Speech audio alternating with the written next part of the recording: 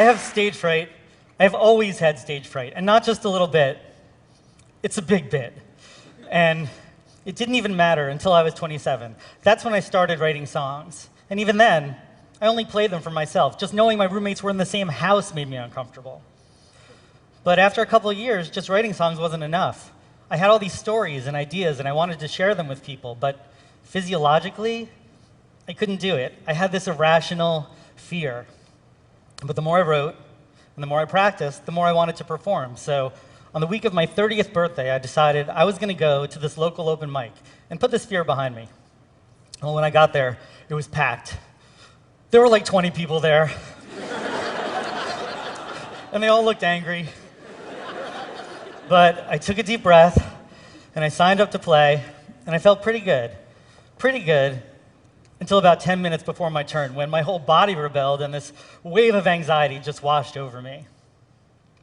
Now, when you experience fear, your sympathetic nervous system kicks in, so you have a rush of adrenaline.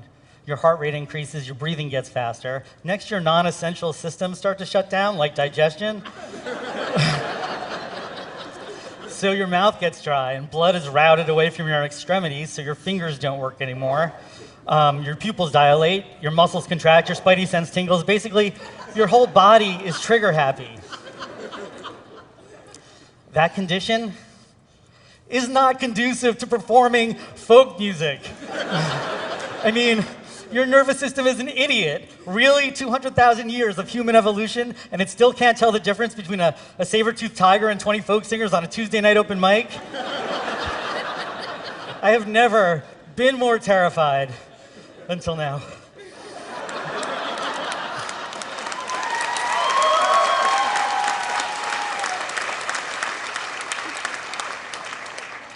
So then it was my turn, and somehow I get myself onto the stage, I start my song, I open my mouth to sing the first line, and this completely horrible vibrato, you know, when your voice wavers, comes streaming out. And this is not the good kind of vibrato like an opera singer has. This is my whole body just convulsing with fear.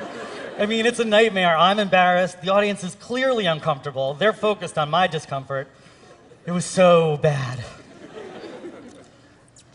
But that was my first real experience as a solo singer-songwriter.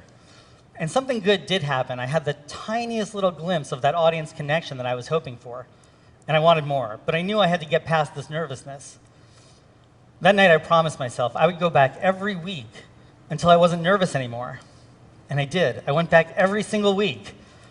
And sure enough, week after week, it didn't get any better. The same thing happened every week. I couldn't shake it. And that's when I had an epiphany. And I remember it really well because I don't have a lot of epiphanies. All I had to do was write a song that exploits my nervousness, that only seems authentic when I have stage fright. And the more nervous I was, the better the song would be. Easy. So I started writing a song about having stage fright. First, fessing up to the problem, the physical manifestations, how I would feel, how the listener might feel, and then accounting for things like my shaky voice, and I knew I would be singing about a half octave higher than normal because I was nervous. By having a song that explained what was happening to me while it was happening, that gave the audience permission to think about it. They didn't have to feel bad for me because I was nervous. They could experience that with me, and we were all one big, happy, nervous, uncomfortable family. By thinking about my audience, by embracing and exploiting my problem, I was able to take something that was blocking my progress and turn it into something that was essential for my success. And having the stage fright song let me get past that biggest issue right in the beginning of a performance. And then I could move on and play the rest of my songs with just a little bit more ease. And eventually, you know, over time, I didn't have to play the stage fright song at all, except for when I was really nervous, like now.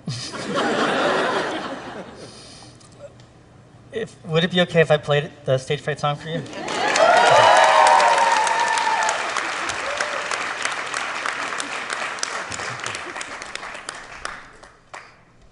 Can I have a sip of water?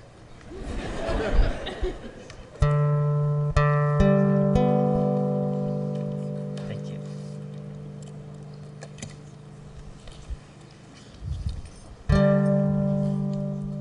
I'm not joking, you know.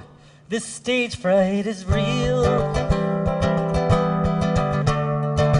And if I'm up here trembling and singing, well, you'll know how I feel. And the mistake I'd be making, the tremolo caused by my whole body shaking, as you sit there feeling embarrassed for me. Well, you don't have to be. Well, maybe just a little bit. And maybe I'll try to imagine you all without clothes. But singing in front of all naked strangers scares me more than anyone knows. Not to discuss this at length, but my body image was never my strength.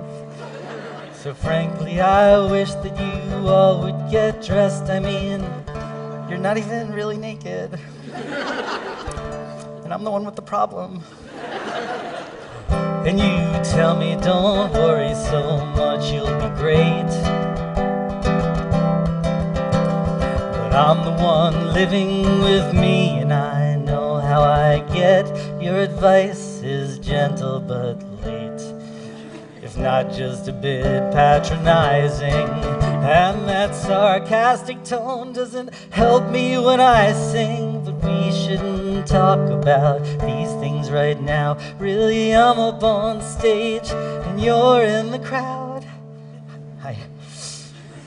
And I'm not making fun of unnurtured, irrational fear. And if I wasn't ready to face this, I sure as hell wouldn't be here. But if I belt one note out clearly,